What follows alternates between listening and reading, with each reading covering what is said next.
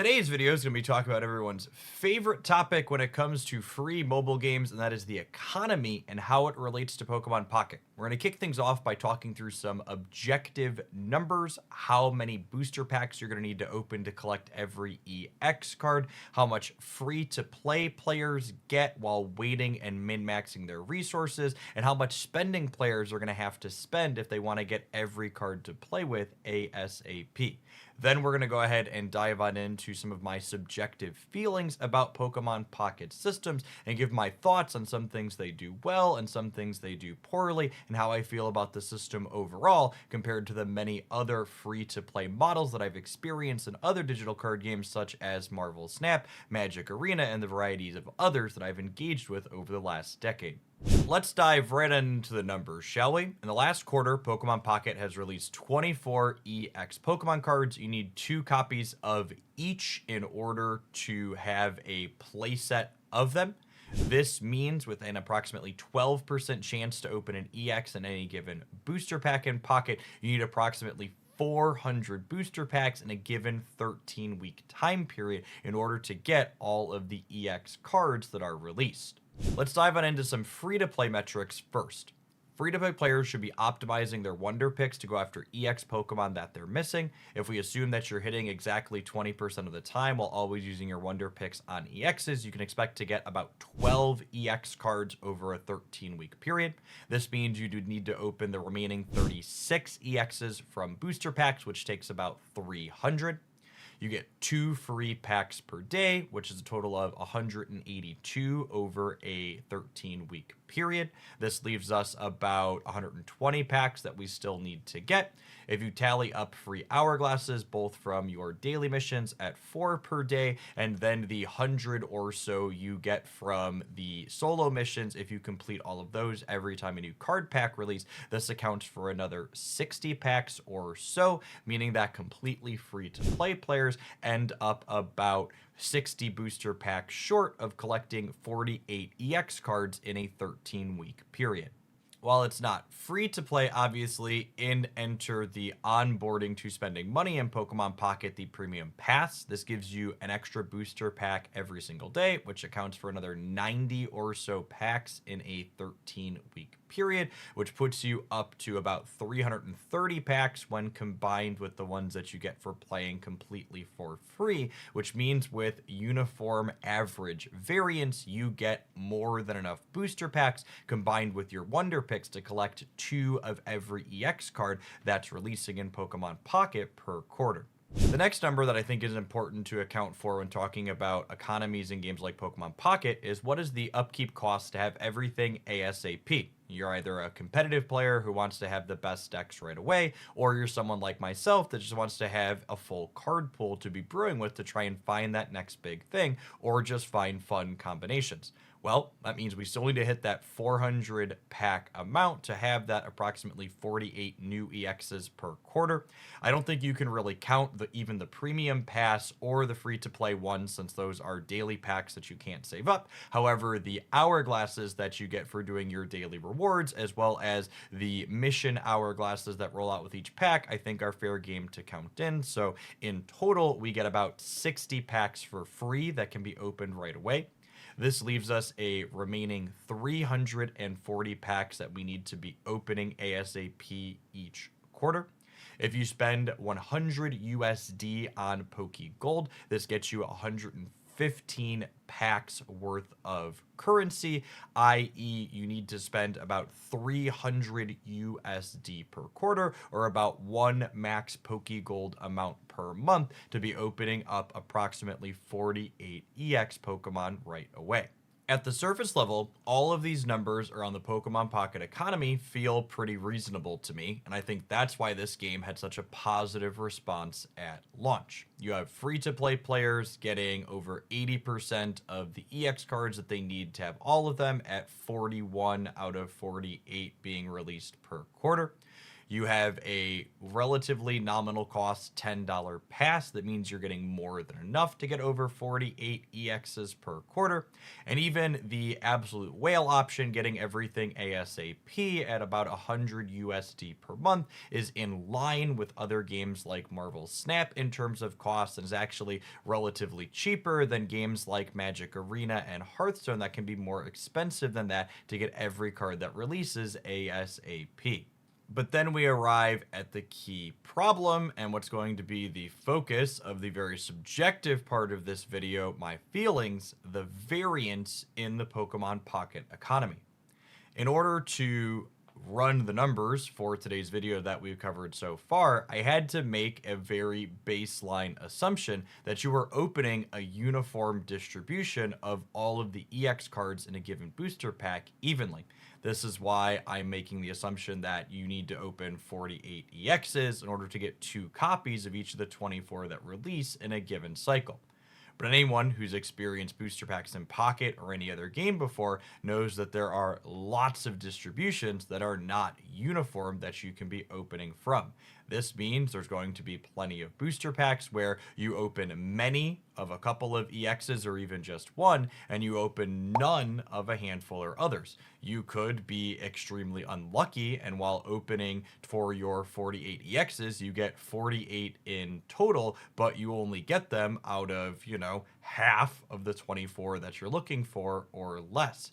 Past that, you could also low roll on your total number of EXs in general and open far less than the 48 in a given quarter. So let's say you hit an unlucky streak in Pocket, which is bound to happen if you're playing this game across many sets. How expensive is it to actually spend money and get the particular card that you actually care about when you can't open or wonder pick it successfully? Well, there's no pity system in Pocket, and there's no duplicate protection. So if you want to brute force your way to a particular EX card with spending, your only option is pack points. It takes a whopping 500 pack points to craft an EX card, and generally speaking, you need 2 of each EX card for it to be playable. You get 5 pack points per pack that you open, and you get approximately 100 packs for 100 USD, meaning that if you're brute forcing getting to EX Pokemon that you haven't been fortunate enough to variance into, it's going to cost you 100 USD per copy. And while I want to make it very clear that it is an unlikely case scenario that you're going to open hundreds of packs and miss on a specific EX Pokemon, if you're someone that plans to enjoy Pokemon Pocket for a long time, every single time there's a new set, you're going to have one of these chances to low roll. And eventually, you're either going to have to pay this very expensive amount of money, or you're essentially just going to have to skip having an EX Pokemon that you really want to play with for an entire season until it's available for trading. That until it's available for trading brings me to the next part about Pokemon Pocket's economy. When cards are about a month old, they go into the trading available card pool, which means they're a lot more accessible. There's a big wide internet out there, and there's a good chance you opened a lot of one card that someone else wants, and they opened a lot of card that you want. And if you can connect via Discord or other social media, you can swap those out for a relatively low cost, especially once they implement Stardust trading as opposed to the other trade point trading that we currently have now.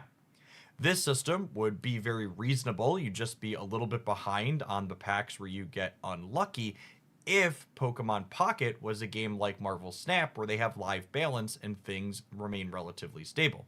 However, Pokemon Pocket has kind of shown us so far that they are going to be a game that balances the game largely through new card releases and pretty aggressive power creep so far, in my opinion. What this means is that by the time the card you've been looking for is finally available for trading, there's a pretty reasonable chance that that card's no longer going to be a metagame powerhouse. We can look at this occurring in our most recent format rollover that we had. Arceus was an absolutely dominating metagame force, and then it became available for trading, but the addition of Giratina alongside Darkrai to the game meant that Arceus was really no longer a relevant metagame card. This means if you're someone that didn't open Arceus however many packs through, you basically never got a chance to play with this Pokemon when it was relevant and powerful before the format shifted in a big way, basically rendering it unplayable. This power creep churn doesn't just impact people who are unlucky though, it also impacts people who are trying to min-max their free-to-play experience and are getting their cards slowly over time. Sure, free-to-play players with average variance are going to get over 80% of the cards, like we highlighted earlier today, if they have average variance, but even those average variance players might not be opening a key EX card, like Arceus EX, for example, until the next set is about to drop, at which point there's a chance that the card that they were waiting the entire season for gets rendered irrelevant just days after they finally get it added to their collection.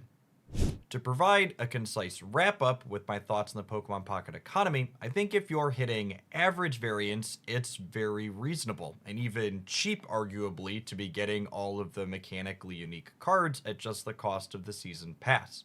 However, Pokemon Pocket's economy is also the highest variance of any digital card game I've ever experienced due to the lack of duplicate protection and pack points being astronomically expensive as a way to leverage brute forcing your way to the cards that you actually want to play with. I think this is likely to lead to a much higher rate of burnout among invested players, as everyone is going to eventually hit a booster pack where they low roll and don't find the card that they actually want to play with, meaning they'll be presented with the choice of not playing with the deck they actually want to for an entire ranked season now, or spending hundreds of dollars to brute force their way through to the EX card that they didn't open but really want to play some games with. There's obviously a lot of things that could be done to address this high variance pain point, from increasing the amount of pack points you get, to decreasing the amount it costs to craft an EX Pokemon, to adding duplicate protection, to making trading available right away. However, if I'm being honest, I'd be skeptical if any of these actually happen, since this application is making such a giant pile amount of money. I don't really expect any major economy changes that could potentially impact the revenue that is generating. I would love to hear thoughts from you all at home in the comments down below. Are you happy with the current Pocket economy? Do you think it has variance problems like I talk about here? Do you think we could see a major change in the future? If so, why? Let me know. If you enjoyed my breakdown, smash the like button on the video. And if you happen to be new here, consider subscribing to the channel. If you're not familiar with me, my name is Jeff Hoagland. I have a graduate degree and undergraduate degree in mathematics. So you'll find a lot of very analytically focused content like this here on the channel. I've been making card game content on the internet for over a decade now, and I've been fortunate enough to call it my full-time job here for over 8 years. Pokemon Pocket and other games like it are my primary focus. You'll find videos here on the channel many days a week. I'd love to see you back again sometime. I hope your next pack is an excellent one. I appreciate you making it all the way through to the end of the video. Have a wonderful day.